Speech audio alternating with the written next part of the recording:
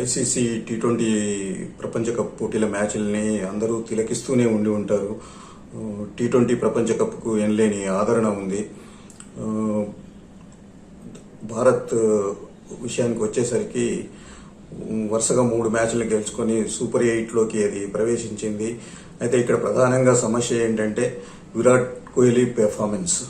King కోహ్లీగా పేరు పొందిన Virat Kohli batting ప్రతిభకి కుదవేమీ లేదు. కానీ అయితే ఈ 3 మ్యాచ్ల్లోనూ విరాట్ కోహ్లీ రాణించలేకపోయాడు. 3 మ్యాచ్ల్లో కలిపి ఆయన కేవలం 5 పరుగులు మాత్రమే చేశాడు. ఐపీఎల్లో విరాట్ కోహ్లీ ఓపెనర్గా దిగాడు. డూప్లెసిస్తో కలిపి అతను ఇన్నింగ్స్ని ప్రారంభించాడు. అయితే రాయల్ ఛాలెంజర్స్ బెంగళూరు బ్యాటింగ్ని అతను శాసించాడు. అతను లేకుండా రాయల్ ఛాలెంజర్స్ బెంగళూరు స్థితిలోకి చేరుకునేది కాదు. కానీ ఇక్కడికి వచ్చేసరికి ప్రపంచ కప్ పోటీలకు వచ్చేసరికి అతను ఏమాత్రము రాణించలేకపోతున్నాడు.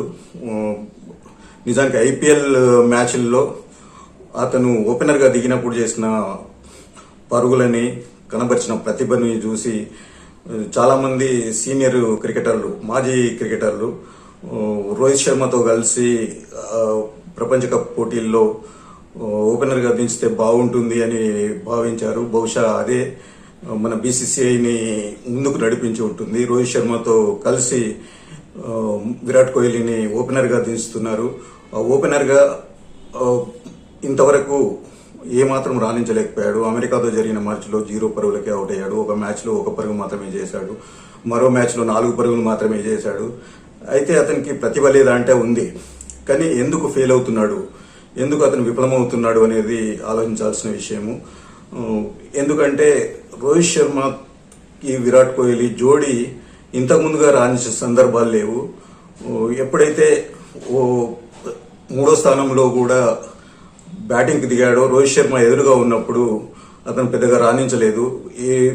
లేదంటే రోహిత్ శర్మ అవుట్ కావడము, రోహిత్ శర్మ అవుట్ అయితే విరాట్ కోహ్లీ బ్యాటింగ్ లో ప్రతిభ కనబరిచేవాడు, పరుగుల వరద పారించేవాడు. అయితే వీళ్ళిద్దరూ ఓపెనర్గా రావడము అనేది ఏదో మానసికమైన సమస్య ఉన్నట్టు కనిపిస్తుంది.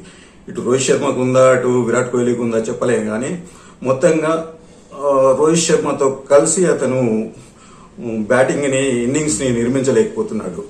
రోహిత్ శర్మతో అతనికి ఏదో సమస్య ఉన్నట్టు అనిపిస్తుంది.